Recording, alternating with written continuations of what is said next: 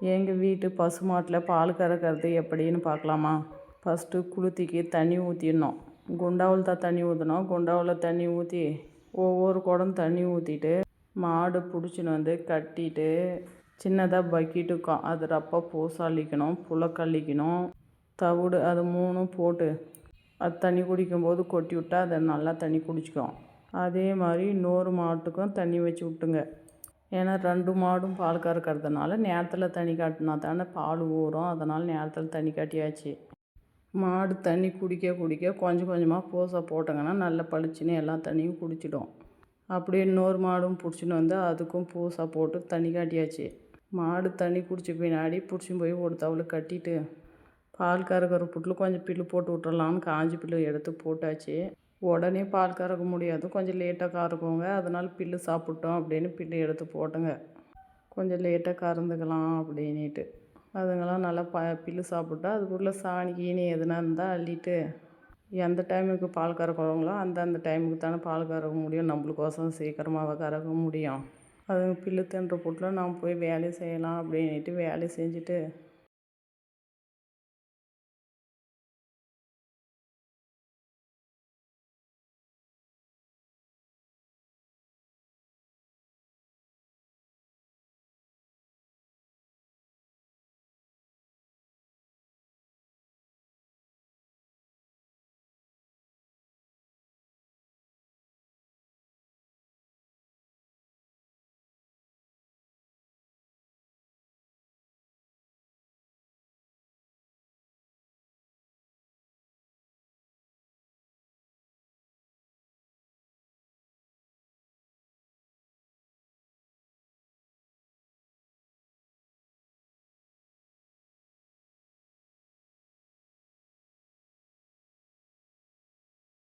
அப்புறமா பால் கறக்க வந்தாச்சு.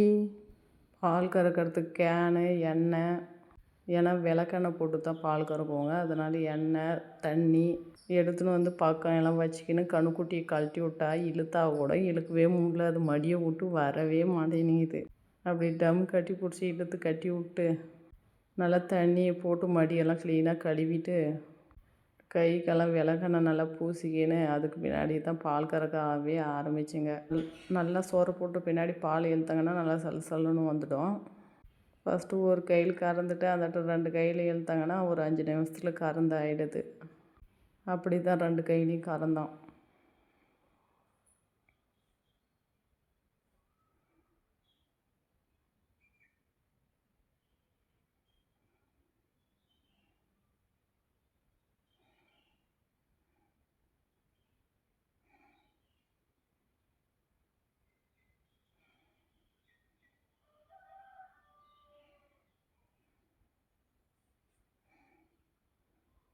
பால் கறக்கும்போது பத்திரமா கறக்கணும், இல்லைன்னா நடக்கும், வால் நம்மளை அடிக்கும், என்னென்ன செய்யும். அதனால் பத்திரமா பால் கறக்கணும்.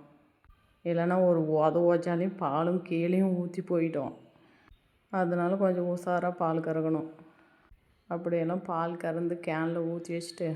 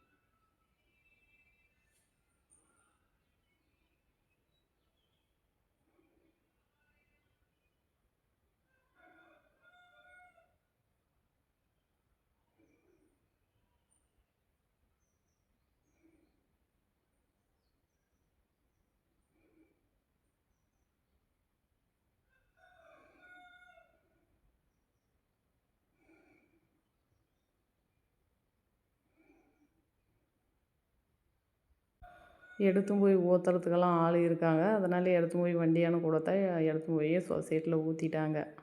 அது ஒரு கொஞ்சம் பால் எடுத்துன்னு வந்து டீ வச்சு நாங்களும் பால் டீ குடிச்சிங்க.